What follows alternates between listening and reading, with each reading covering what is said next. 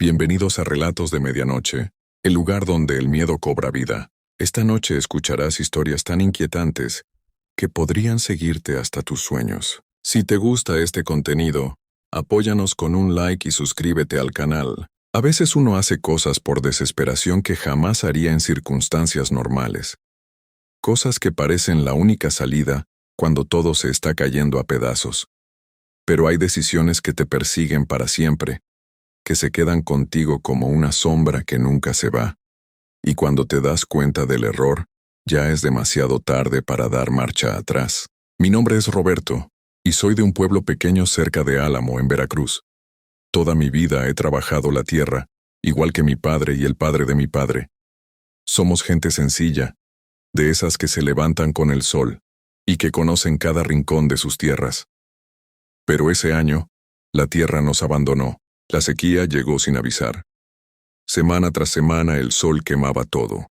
Las plantas de maíz se secaban poco a poco, enrollando sus hojas como si estuvieran rezando. El polvo se metía por todas partes, en la casa, en la ropa, en la comida. Por las noches miraba a mi esposa y a mis 3 hijos y veía el miedo creciendo en sus ojos cada día más. Sin cosecha no tendríamos nada. Sin maíz nos esperaba el hambre. Mi hermano Pedro vivía cerca de mi casa. Él también tenía su familia, sus propios hijos que alimentar. Una tarde nos sentamos bajo el árbol seco que estaba entre nuestras parcelas y nos miramos sin hablar. No hacía falta decir nada para entender que ambos pensábamos lo mismo. Si no pasaba algo pronto, íbamos a perder todo lo que teníamos. Fue entonces cuando alguien del pueblo habló del curandero. Don Hilario le decían. Un hombre muy viejo que vivía solo en el cerro de Chicón, lejos de todo en una choza. La gente hablaba de él en voz baja, con ese respeto mezclado con miedo que se tiene a las cosas que no se entienden bien. Decían que podía curar enfermedades que ningún doctor podía curar. Decían que conocía secretos antiguos. Decían también que nunca pedía dinero, pero que sus favores siempre tenían un costo. Al principio no le hice caso a esos rumores. Yo era un hombre de fe, iba a la iglesia los domingos, rezaba antes de dormir. Pero cuando ves a tus hijos con hambre, cuando la tierra que heredaste se convierte en polvo seco, la fe sola no parece ser suficiente. Una noche, después de que todos se durmieran, Pedro tocó a mi puerta. Estaba pálido, con unas ojeras muy profundas que le llegaban hasta las mejillas. «Tenemos que ir al cerro», me dijo sin darle vueltas al asunto. «Tenemos que hablar con don Hilario». Yo sabía perfectamente a qué se refería. Llevaba días pensando en lo mismo, tratando de convencerme de que no era necesario, de que las cosas iban a mejorar solas. Pero en el fondo, sabía la verdad. Necesitábamos ayuda, la que fuera. Salimos antes de que amaneciera. El camino hacia el cerro de Chicón era difícil y empinado, lleno de piedras que se movían bajo los pies y arbustos con espinas. Mientras más subíamos, el aire se sentía más pesado, como si algo invisible nos estuviera mirando desde las sombras. No hablamos durante todo el camino. Solo se escuchaba el crujir de las ramas secas bajo nuestros pies y nuestra respiración cada vez más agitada. Cuando por fin llegamos arriba, vimos la choza. Era pequeña, hecha de madera vieja y techo de palma seca. No había señales de vida, ningún sonido, ningún movimiento. Por un momento pensé que nos habíamos equivocado de lugar, que tal vez don Hilario era solo un cuento que la gente inventaba. Pero entonces la puerta se abrió sola. Don Hilario era más viejo de lo que me imaginaba. Su piel era oscura y arrugada como la corteza de un árbol antiguo. Sus ojos hundidos y brillantes nos miraron con una calma que me hizo sentir muy incómodo, como si pudiera ver dentro de nosotros. No dijo nada, solo se hizo a un lado y nos señaló que entráramos. Adentro, la choza olía a hierbas y humo. Había velas encendidas por todos lados, haciendo sombras extrañas en las paredes. En el centro, había una mesa pequeña con cosas que no pude identificar. Frascos con líquidos oscuros, plantas secas amarradas con hilo, piedras talladas con símbolos raros que nunca había visto. Nos sentamos frente a él. Pedro fue el primero en hablar. Le explicó todo, le contó de la sequía, de nuestras familias, de cómo la tierra se estaba terminando. Don Hilario escuchó sin interrumpir, sin mover ni un músculo de su cara arrugada. Cuando Pedro terminó de hablar, hubo un silencio muy largo y pesado. Luego, con una voz que parecía venir de muy lejos, don Hilario habló por primera vez. «La lluvia puede volver», dijo despacio. «Pero lo que pidan hoy se cobra dentro de un año, y nadie sabe de antemano cuál será el precio». Esas palabras me atravesaron como un cuchillo helado. Miré a Pedro y vi mi propio miedo reflejado en sus ojos. Pero también vi algo más fuerte que el miedo. Vi desesperación, la misma que yo sentía en el pecho. «Aceptamos», dije antes de poder pensarlo mejor. Don Hilario apenas movió la cabeza. Sacó un frasco pequeño de su mesa y lo puso entre nosotros. Dentro había un líquido oscuro, casi negro como el petróleo. «Tomen esto y déjenlo en sus tierras antes de que caiga la noche. Luego regresen a sus casas y esperen». No dijo nada más. Tomamos el frasco y salimos de la choza sin mirar atrás. Mientras bajábamos el cerro, sentía un peso extraño en el pecho, como si hubiéramos hecho un trato con algo que no deberíamos haber tocado nunca. Esa misma tarde, siguiendo las instrucciones de don Hilario, esparcimos el líquido en nuestras parcelas. No sabía qué esperar, pero lo que pasó esa noche fue más de lo que había imaginado. Las nubes llegaron cuando el sol se estaba escondiendo. Eran negras, enormes, como si todo el cielo se hubiera convertido en una sola tormenta gigante. El viento comenzó a soplar con mucha fuerza, arrastrando el polvo y haciendo crujir las ventanas de la casa. Y luego empezó a llover. Llovió como no lo había hecho en meses. El agua caía con tanta fuerza que retumbaba contra el techo de lámina. Mis hijos se despertaron asustados por el ruido, pero yo los calmé. Les dije que todo estaba bien, que la sequía por fin había terminado. Y así fue. Durante días llovió sin parar. Nuestras tierras, que estaban completamente muertas, comenzaron a revivir. Las plantas de maíz crecieron más rápido de lo normal, más altas, más verdes que nunca antes. En pocas semanas teníamos una cosecha como nunca habíamos visto en nuestras vidas. La gente del pueblo venía a mirarnos con asombro, preguntando cuál era nuestro secreto para tener plantas tan hermosas. Nosotros no decíamos nada, solo sonreíamos y seguíamos trabajando. Los meses pasaron rápido. La vida volvió a ser buena. Nuestras familias comían bien, teníamos maíz para vender y para guardar. Por un tiempo, casi me olvidé del trato que habíamos hecho en el Cerro de Chicón. Casi. Pero el año pasa muy rápido cuando todo va bien. Y una mañana desperté con un presentimiento horrible. Sabía que había llegado el momento de pagar. Fue un día que parecía normal como cualquier otro.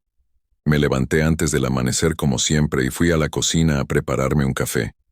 Mi esposa todavía dormía en el cuarto. Intenté llamarla para despertarla, pero de mi garganta no salió ningún sonido. Lo intenté de nuevo con más fuerza.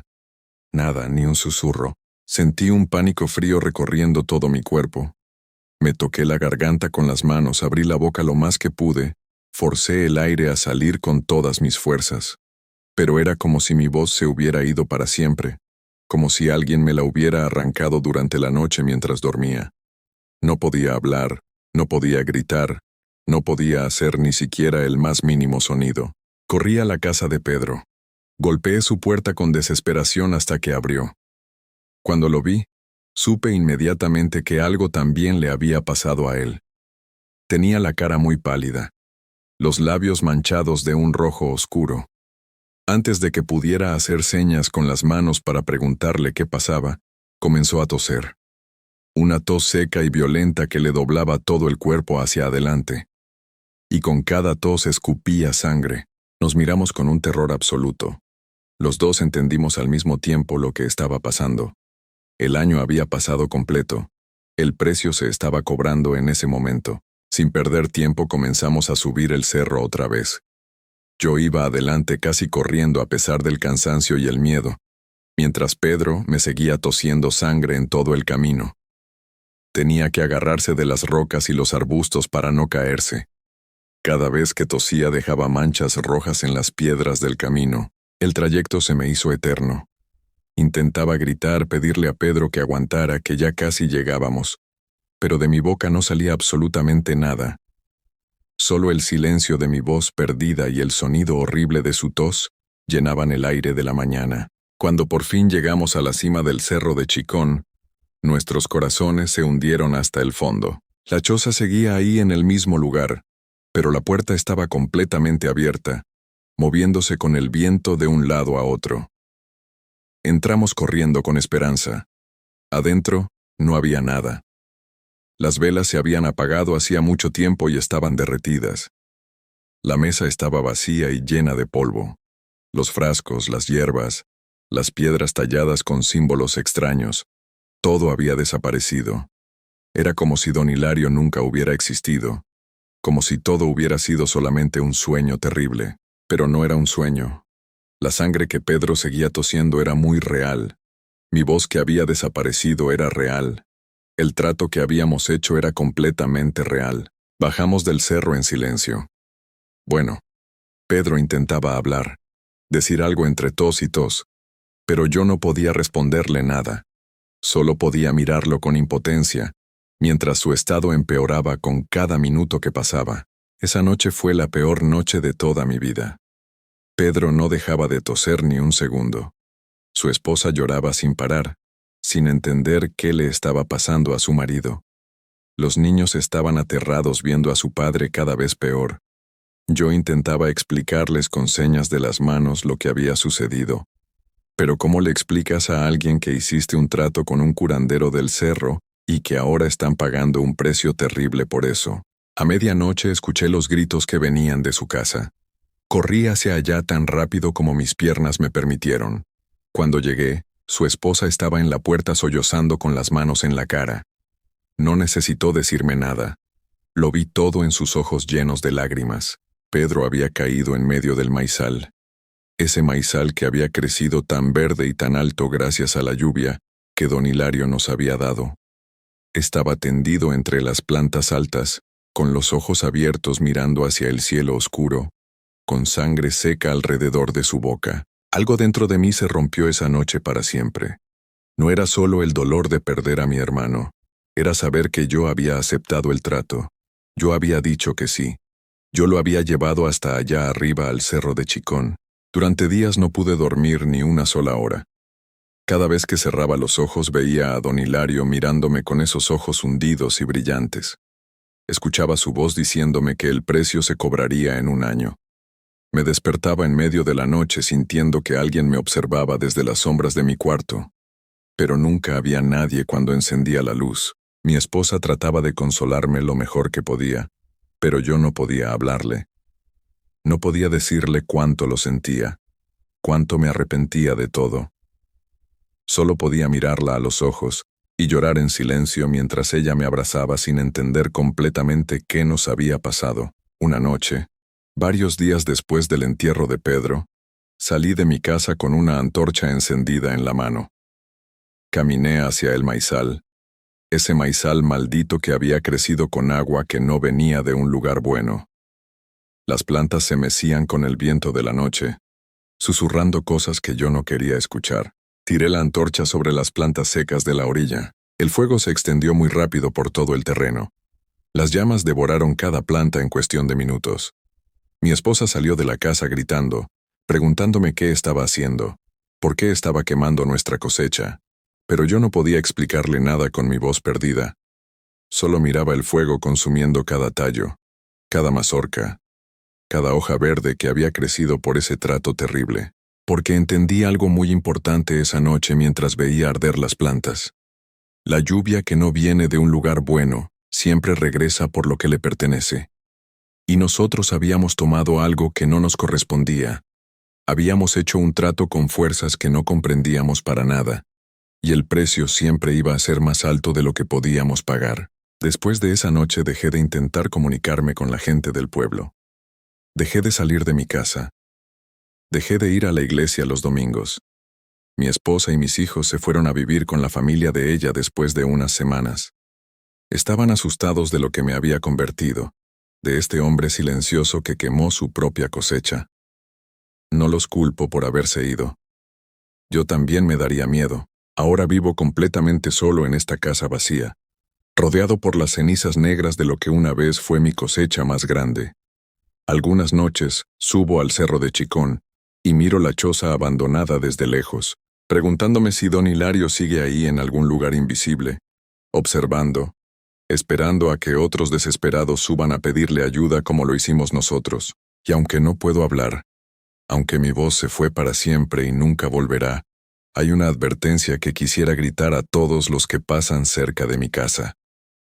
A todos los que miran mis tierras quemadas y se preguntan qué fue lo que pasó aquí. Hay cosas que no se deben pedir nunca.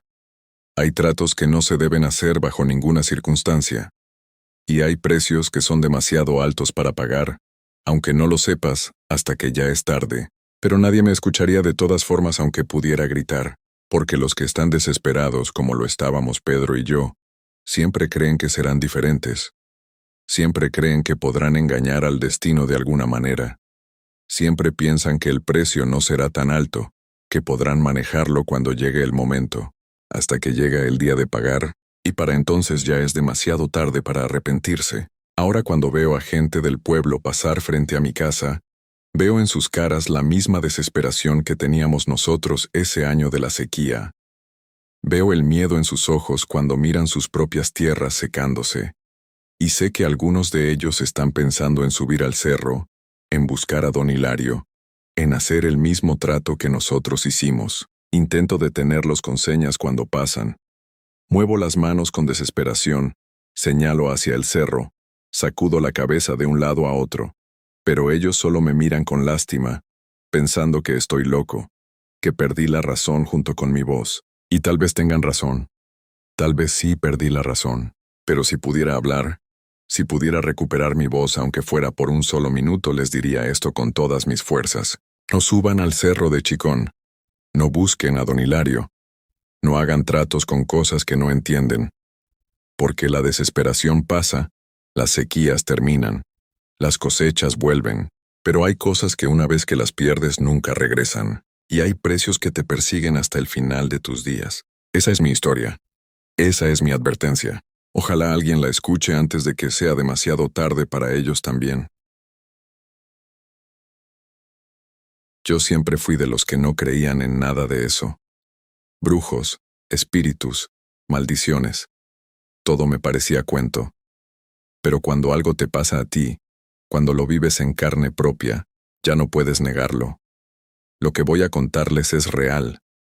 Cada palabra.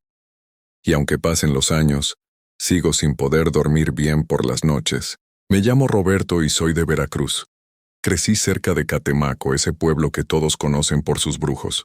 Mi familia siempre me decía que no me acercara mucho a ciertos lugares, que había cosas que era mejor no buscar. Pero uno cuando es joven no escucha. Cree que todo es mentira. Cree que nada malo le puede pasar. Todo empezó hace 3 años. Mi negocio estaba muy mal. Tenía deudas que no podía pagar. Mi esposa estaba enferma y los doctores no sabían qué tenía. Cada día era peor. Me sentía desesperado, sin salida. Una noche, tomando en una cantina del pueblo, un señor mayor se me acercó. Tenía los ojos muy oscuros y me miraba de una forma extraña, como si supiera todo lo que me pasaba sin que yo le dijera nada. Me habló del brujo mayor. Me dijo que aunque había fallecido hacía muchos años, su espíritu seguía ahí, que todavía ayudaba a quien lo buscara de verdad, que muchos habían subido al cerro del Mono Blanco y habían encontrado solución a sus problemas. Al principio no le hice caso, pero conforme pasaban los días y todo empeoraba, sus palabras no dejaban de resonar en mi cabeza. Una noche no aguanté más. Agarré mi camioneta y me fui hacia el cerro. Era luna llena y el camino estaba oscuro. Apenas se veía con las luces del vehículo. Dejé la camioneta abajo y empecé a subir a pie. El silencio era absoluto. Ni grillos ni nada. Solo mis pasos en la tierra y mi respiración agitada. Mientras subía sentía que algo me observaba. Volteaba pero no veía nada. Solo árboles y sombras. Pero la sensación no se iba. Era como si miles de ojos me siguieran desde la oscuridad. El aire estaba pesado. Me costaba respirar. Varias veces pensé en regresarme, pero seguí subiendo. Cuando llegué a la cima lo vi. Era una figura de un hombre. Estaba de pie completamente inmóvil, mirando hacia el pueblo. No se movía nada, ni su ropa con el viento. Nada. Era como una estatua. Pero yo sabía que no era una estatua. Algo en mi interior me lo gritaba. Me quedé paralizado. No podía moverme aunque quisiera. La figura lentamente volteó hacia mí, y cuando lo hizo, sentí que todo mi cuerpo se congelaba. El aire desapareció de mis pulmones. Era un hombre de piel morena, de estatura normal, pero sus ojos eran completamente negros. No se veían las pupilas ni nada. Solo negro profundo, como dos agujeros sin fondo. Quise gritar pero no me salió la voz. Quise correr pero mis piernas no respondían. La figura empezó a caminar hacia mí. Cada paso que daba hacía un sonido extraño, como si el suelo temblara un poco, y a cada paso que se acercaba sentía más presión en el pecho, como si algo invisible me estuviera apretando. Cuando estuvo frente a mí extendió la mano. No dijo nada con la boca, pero escuché su voz dentro de mi cabeza. Era una voz profunda que me hacía doler los huesos. Me preguntó qué quería, qué estaba dispuesto a dar a cambio. Le dije entre lágrimas que quería que mi esposa se curara, que mi negocio mejorara, que solo quería vivir en paz. La figura se quedó mirándome durante lo que pareció una eternidad. Luego asintió. Me dijo que me concedería lo que pedía, pero que todo tiene un precio, que en 3 años exactos vendría por lo que le pertenecía. No entendí qué quería decir. Solo asentí. Estaba tan desesperado que hubiera aceptado cualquier cosa. La figura levantó su mano y la puso sobre mi frente. Sentí un calor insoportable, como si me estuvieran quemando por dentro. Grité del dolor, y luego todo se volvió negro. Desperté al amanecer, tirado en el suelo de la cima. Estaba solo. Pensé que todo había sido un sueño horrible. Pero cuando bajé y llegué a casa, mi esposa estaba despierta. Se veía bien. Mejor de lo que había estado en meses. Me abrazó llorando. Me dijo que no sabía qué había pasado, que se había despertado sintiéndose completamente curada. Los siguientes días fueron como un milagro. Mi negocio empezó a mejorar de la nada. Llegaron clientes nuevos. Las deudas se fueron pagando solas. Todo parecía arreglarse como por arte de magia. Estaba feliz. Pensaba que había tenido suerte, que todo había sido coincidencia. Pero entonces empezaron las pesadillas. Todas las noches soñaba lo mismo. Estaba en el cerro. La figura me miraba desde lejos. Y en el sueño yo sabía que se acercaba el momento, que el precio que mencionó estaba por cobrarse. Despertaba sudando, con el corazón latiendo tan rápido que pensaba que me iba a dar un infarto. Después empecé a verlo despierto. Al principio solo de reojo, una sombra en la esquina de mi visión que desaparecía cuando volteaba. Pero cada día era más claro, más real. La figura estaba ahí, observándome, siguiéndome, esperando. Le conté a mi esposa, pero no me creyó. Pensó que estaba estresado por el trabajo. Me dijo que durmiera más, que todo estaba bien ahora, pero ella no entendía. No había visto lo que yo vi en ese cerro. No había sentido esa presencia. Empecé a contar los días. 3 años había dicho, y cada día que pasaba me acercaba más a ese momento. Intenté olvidarlo. Intenté convencerme de que nada pasaría, pero en el fondo sabía la verdad. Sabía que algo vendría por mí. Hace 2 semanas se cumplieron los 3 años exactos. Esa noche no pude dormir. Me quedé sentado en la sala, con todas las luces encendidas, esperando.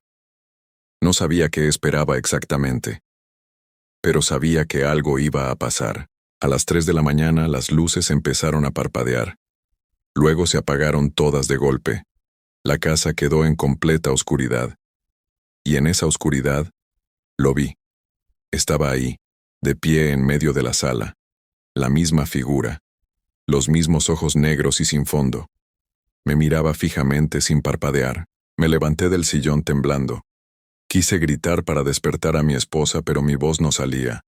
La figura extendió su mano hacia mí. Y entonces entendí. Entendí que era lo que venía a cobrar. No era dinero. No eran cosas materiales. Era algo mucho peor. La figura habló dentro de mi cabeza otra vez. Me dijo que el trato estaba completo, que había disfrutado de 3 años de felicidad, 3 años de salud para mi esposa, 3 años de prosperidad, pero todo en este mundo tiene equilibrio. Toda luz necesita su oscuridad. Y ahora era momento de pagar. Me explicó que yo le pertenecía, que desde el momento en que acepté su ayuda en el cerro, mi alma quedó marcada, que cuando mi tiempo en este mundo terminara, no iría a ningún lugar de descanso.